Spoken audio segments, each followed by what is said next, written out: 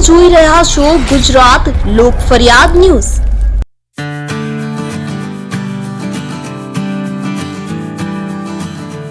અન્ય સંગઠનમાંથી 55 પત્રકારો પત્રકાર એકતા પરિષદમાં જોડાતા દાહોદ જિલ્લાના લીંબડીમાં પત્રકાર એકતા પરિષદ દાહોદ દ્વારા સન્માન સમારોહ યોજાયો હતો। આ સન્માન સમારોહમાં પત્રકાર એકતા પરિષદના પ્રદેશ અધ્યક્ષ ઇન્ચાર્જ અધ્યક્ષ સહિત આગેવાનો દ્વારા પ્રવેશ કરતા પત્રકારોને આવકારી સન્માનિત કરવામાં આવ્યા હતા। થોડા દિવસ પહેલા દાહોદ જિલ્લાના પત્રકારોનું એક જિલ્લા અધિવેશન યોજાયું હતું। કાર્યક્રમની સફળતાનું પરિણામ કહો કે પ્રમાણ રૂપે અન્ય સંગઠન એટલે કે અખિલ ભારતીય પત્રકાર સંઘના 55 પત્રકારો પત્રકાર એકતા પરિષદમાં જોડાવા તૈયારી દર્શાવતા સત્કાર કાર્યક્રમ યોજાયો હતો। દાહોદના લીંબડી ખાતે એક હોટેલમાં ગત સોમવારે બપોરના 2 થી 5 દરમિયાન નવા જોડાવનાર પત્રકારોને આવકારવા તેઓનો સત્કાર કરવા સન્માનિત કરવા ખાસ કાર્યક્રમનું આયોજન કરવામાં આવ્યું હતું। આ કાર્યક્રમનું આયોજન અખિલ ભારતીય પત્રકાર સંઘના પ્રમુખ મહેશભાઈ રાઠોડ અને તેઓની ટીમ દ્વારા કરવામાં આવતા પત્રકાર એકતા પરિષદના પ્રદેશ અધ્યક્ષ લાભુભાઈ કાત્રોડિયા, ઇન્ચાર્જ અધ્યક્ષ શૈલેષ પડિયા, પ્રદેશના પ્રિતેશ પંચાલ, સંદીપ દેવાસરાય, મહિલા વિંગના ઇન્ચાર્જ પ્રમુખ ખંજનાબેન નાવોર, મહિલા વિંગના સપનાબેન, જૈનબબેન સહિત દાહોદ જિલ્લા પ્રમુખ યોગેશ ચૌહાણ, તેઓની ટીમ, સુરત પ્રમુખ સતીશ કુંભાણીની ટીમ અને ભરૂચના પ્રમુખ અતુલભાઈ મુલાની સહિત ઝોન પ્રભારી સાથે અસંખ્ય આગેવાનો પત્રકારોની હાજરીમાં સત્કાર સમારોહ યોજવામાં આવ્યો। આ કાર્યક્રમમાં મહેશ રાઠોડ દ્વારા અખિલ ભારતીય પત્રકાર સંઘના 55 પત્રકારો હોદ્દેદારોનું જોડાણ અને વિલીનીકરણ જાહેર કરતા સૌએ તાળીઓ પાડી ખુશી વ્યક્ત કરી સૌને આવકાર્યા બાદ નીતિન ગેલાણીએ સંગઠનની રૂપરેખા રજૂ કરી। ઇન્ચાર્જ પ્રદેશ અધ્યક્ષ શૈલેષ પંડ્યા દ્વારા પણ સૌને આવકારી અભિનંદન પાઠવ્યા હતા।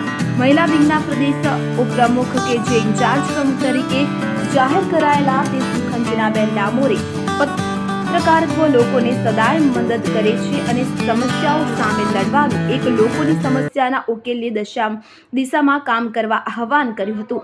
ઇન્ચાર્જમાં પ્લસમાં સન્માન કરવામાં આવ્યું। હવે મને બોલવાનો મોકો મળ્યો છે તો આજે હું ખુલ્લા મનથી બોલવા માંગુ છું કે પત્રકાર એટલે ખાલી 4 અક્ષરનો શબ્દ નથી, પણ એની સાથે કેટલું બધું જોડાયેલું હોય છે।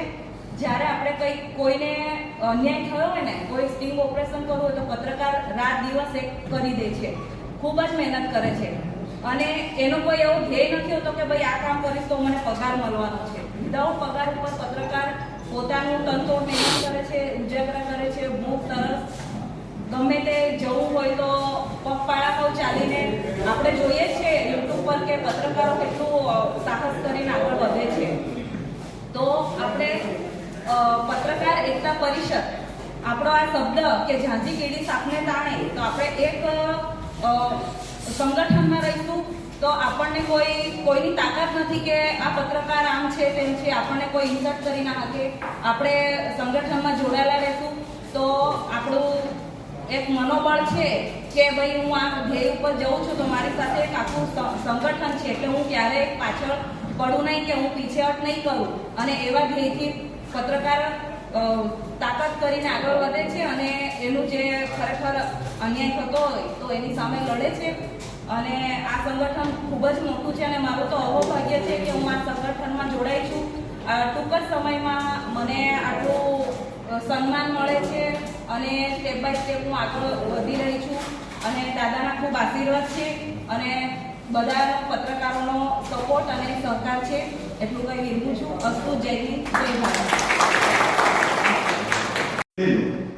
કેમ મેં આપણી સિસ્ટમ છે, 2-3 વર્ષથી આપણે કામ કરે છે, એમાં જે સક્રિય છે આપણે પ્રમોશન આપવું જરૂર છે, ઉપર જરૂર હોય તો નીચેથી લેશું, સીધો ઉપર કોઈ નહીં બેસે, આપણા નિયમ નહીં તોડી એને ખોટું લાગ્યું છોડી દીધું, એની વજહ પાણી પીકી લેવા એટલે આપો એટલે સીધું પ્રદેશમાં મુકાઈ ગયું, પણ હું ન પીધું કેમ મેં આપણી સિસ્ટમ છે, 2-3 વર્ષથી આપણે કામ કરે છે, એમાં જે સક્રિય છે આપણે પ્રમોશન આપવું જરૂર છે, ઉપર જરૂર હોય તો નીચેથી લેશું, સીધો ઉપર કોઈ નહીં બેસે, આપણા નિયમ નહીં તોડી એને ખોટું લાગ્યું છોડી દીધું, એની વજહ પાણી પીકી લેવા એટલે આપો એટલે સીધું પ્રદેશમાં મુકાઈ ગયું, પણ હું ન પીધું। માટે અમારી YouTube ચેનલને શેર, લાઈક અને સબસ્ક્રાઇબ કરો।